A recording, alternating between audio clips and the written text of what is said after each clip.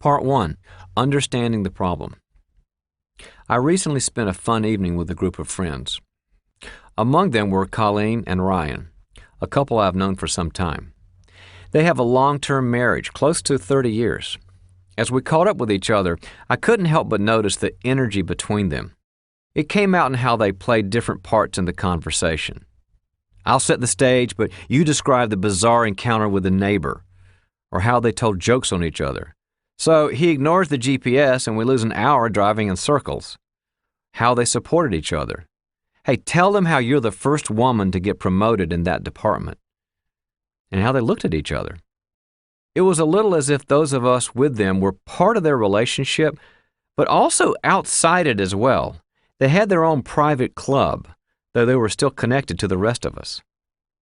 If that encounter were the only information you had about Ryan and Colleen, you might be tempted to hold them up as a model of intimacy and connectedness, a couple that somehow managed to avoid all the pitfalls that typically cause a long-term marriage to grow stale or disconnected or worse. However, what most of the others present that evening did not know was that several years ago, Ryan and Colleen had come close to ending their relationship. Ryan had an affair that devastated Colleen. At the time, neither Ryan nor Colleen was sure whether they wanted to stay in the marriage. Had everyone present that evening been aware of this couple's history, they might have thought one of two things: that the two were faking things, or that something miraculous had happened. The latter was true. Colleen and Ryan experienced a miracle. Though it was far from instantaneous and involved a great deal of hard work, they went against the law of averages as well as the expectations of the people who knew them and reclaimed their relationship. They have become a new and different couple, relating on a much deeper level. Ryan has resolved the personal issues leading to the affair and is deeply in love with his wife. Colleen once again trusts her husband and has regained the love she once had for him. I mention the story of Ryan and Colleen because it is a true story and one I hope will give you hope. If you're reading this book, I think it's safe to say that you probably have been burnt in a relationship that meant something to you. You may still be in the relationship and struggling to repair the damage. Or you may have moved on and don't want the past to repeat itself in a new connection. Either way, I started with Colleen and Ryan's story because infidelity is one of the worst possible trust breakers in a relationship. If this couple can make it, then perhaps you might be able to believe there is hope for your situation as well. We can learn to trust again, no matter what has happened, if we take the right path step by step, and that is what this book is about.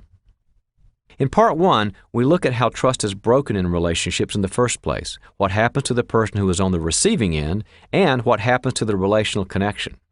We explore the role that healthy boundaries play in protecting and healing people from further damage. We consider what happens when we begin experiencing the need and desire to find a new relationship or to try again with a present one, yet struggle with bad memories that keep us from being fully involved and engaged.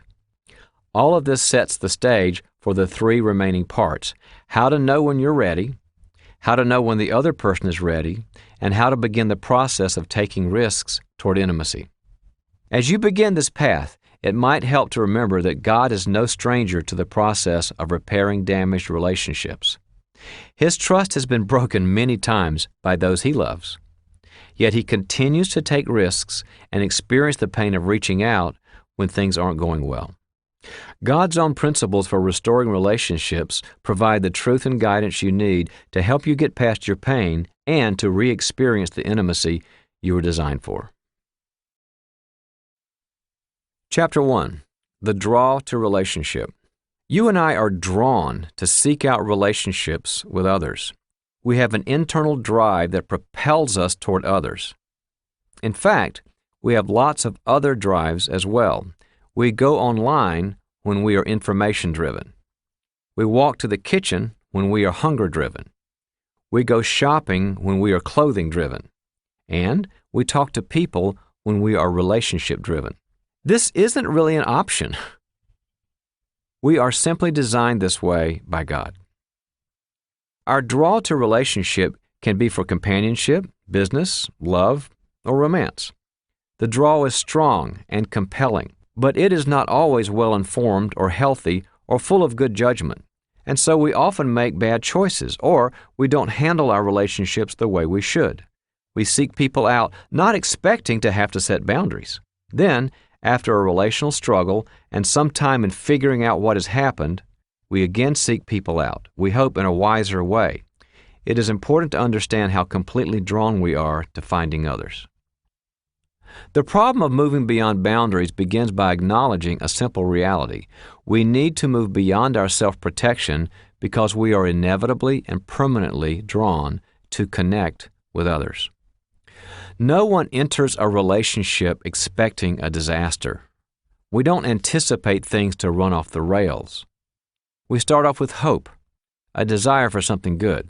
We hope that friendship, intimacy, safety, and substance will develop.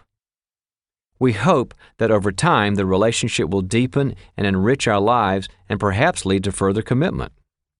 This is where we want the relationship to go. In the beginning, we become interested in a person for many reasons: looks, shared interests, character, values, preferences. And once we determine that there might be potential for something good, we invest time and energy into seeing what can happen. But we always begin by hoping for the good. This drive is not really a choice. It's an undeniable part of the way we're wired up. We are designed to seek out relationship and to hope that it will be a positive thing. We experience a draw, a move, or a desire to find someone outside of our own skin with whom we can share life. We want someone to understand us, to spend time with us, to help us find solutions to our problems. We are drawn outside of ourselves. We find this in the first relationship in life, which is an infant's attachment to her mother.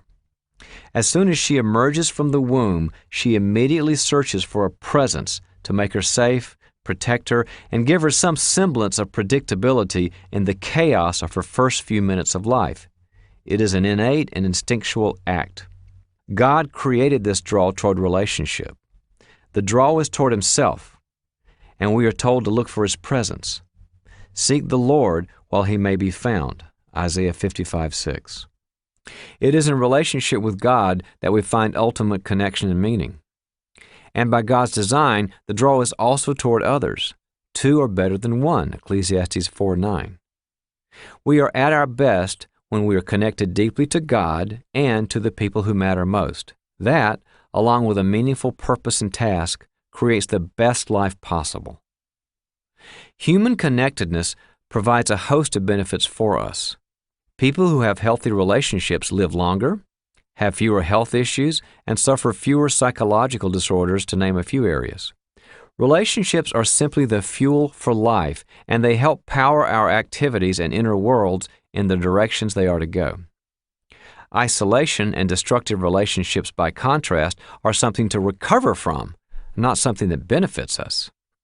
Though most of us are aware of all the advantages of connection, we are not drawn to it primarily because of these benefits. We seek relationship because we want it and need it at a deep level that cannot be ignored. It can be pleasurable and fulfilling to love and be loved, and it can be painful and unfulfilling when things break down. We seek out jobs we feel passionate about, restaurants we love, and movies we feel alive in, all because we long for the experience of connection. The same is true for relationships. The trust piece. For the draw to work as it should, however, any good relationship must have trust at its core. If you can trust the other person with your deeper self, the draw has done its job, and you can make a good connection. Most of us can handle relational problems such as messiness, irresponsibility, or even high control. But when trust is not part of the equation, you simply don't know who is sitting in the chair across from you. It is the problem that must always be dealt with first. Trust is the ability to be vulnerable with another person. When you trust someone, you feel certain this person will keep your best interests in mind. You believe that they are who they say they are. You feel that the deepest parts of you will be safe with them. You expect that they will be there for you no matter what, and that they will love you even when you are not so lovable. Batak is one of the Hebrew words the Bible translates as trust. For example, commit your way to the Lord, trust in Him, and He will do this. Psalm 37:5. One of the meanings of batak is to be careless. It's not careless as in irresponsible or impulsive, it's careless, as in without any cares or concerns. If you have a batak kind of trust, you feel free with someone. You don't have to edit yourself, be vigilant about what you say, or walk on eggshells. In batak, you open up a vulnerable part of yourself to God or another person without second-guessing or worrying about betrayal. That's trust. Such trust is not a luxury, it is an essential. Without trust, relationships cannot flourish.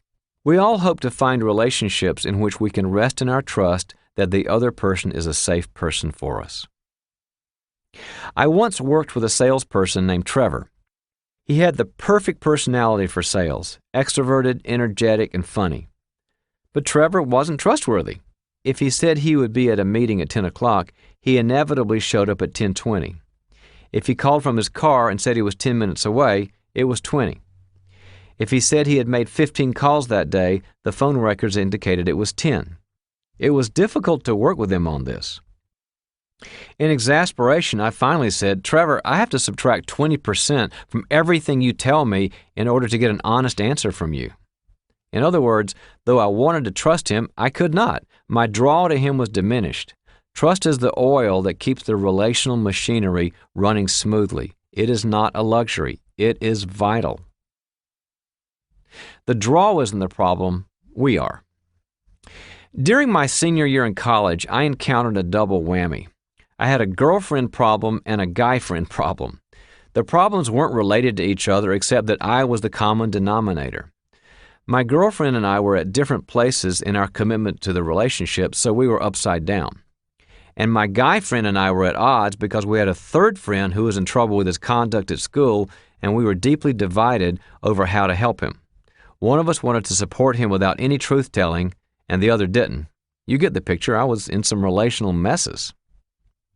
At one point, I said to yet another friend, "I really hate this relational stuff. It would be a lot better just to have fun and study and work and get out of all this interpersonal trouble." In other words, I blamed the draw. But the draw isn't the problem. You and I are the problem. Though it might seem easier to surgically remove your relational drive, you would also lose the possibility of love, intimacy, joy, and meaning in life. It is something we all think about, however. You can't be deeply hurt or disappointed, withdraw from a connection, hesitate to get involved again, or, most important, struggle to trust again unless your draw to relationship put you there in the first place. Had you not been relationship seeking and instead been a detached, disconnected, robotic person, you would not have encountered a relational problem. Still, it's better to work on what is going on inside ourselves and deal with that than it is to disconnect, detach, and turn cold to relationships. To paraphrase Alfred Lord Tennyson's famous saying, rather than having loved and lost, you would never have loved at all. And it is always better to have some bruises than to never have tried to make a connection with someone. It is simply a central part of what makes life worth living. Ultimately, the problem we run into is not our desire for relationship, but how we respond to that desire. For example, our draw to relationship makes us vulnerable to self-deception. If you're with someone you care about, your hopes for the relationship can sometimes distort your perceptions. You might filter out information that doesn't fit the picture of what you're looking for and disregard it. This hope, which psychologists refer to as defensive hope, actually mismanages the experiences we have with people, distorting them toward a potentially unrealistic positive end. For example, a man dating a woman who is possessive and demanding disregards her behavior by saying she is more serious about the relationship than he is. A mom with a teen who disrupts his classes at school calls him spontaneous. A business owner with an office manager who won't take direction from him is a strong-willed leader. We tend to polish the rotten apple because we want it to be a good apple. Another aspect of this defensive hope is the honeymoon period in a relationship. Though honeymoon sounds like a new marriage, it can refer to any new relationship period. It is the first few weeks of an important connection with someone in which we see only the good, the other person's energy, talent, personality. The honeymoon loads up our endorphins and keeps us in a positive state for a while. Honeymoon periods are actually a form of temporary psychosis. They provide a break from the reality of the negative and an exclusive acceptance of the positive. This is called an idealization, a perception that the other person is perfect or close to it. These idealizing periods actually serve a good purpose.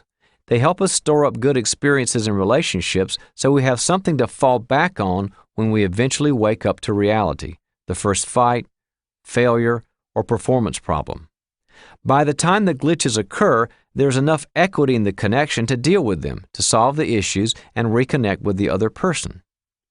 In fact, specific marriage research now supports the idea that some form of idealization is a positive in ongoing relationships. Husbands and wives who see their partner in a more positive light than the spouse sees him or herself have more satisfying marriages. For example, when one of them does something wrong, the other one first thinks that it was an innocent mistake. Of course, at some point, reality must set in, but this does show that over time, a fundamentally positive bias about the person you love can help maintain your connection. Perhaps you are regretting you ever trusted the person who caused your relational problem. If so, don't do that. You may have missed some warning signs, and we'll address those later so you won't miss them again. But understand that your draw to relationship is a part of you, a good and divine gift. You can mature it, educate it, and train it, but it doesn't go away. It is a healthy thing and an essential aspect of how God made you. Your best and highest situation is to be drawn to people and also to have clarity on the character of who you're drawn to at the same time. Now, let's take a closer look at where the real trouble began, the thing that made it necessary for you to start setting boundaries and withdrawing from bad situations in the first place.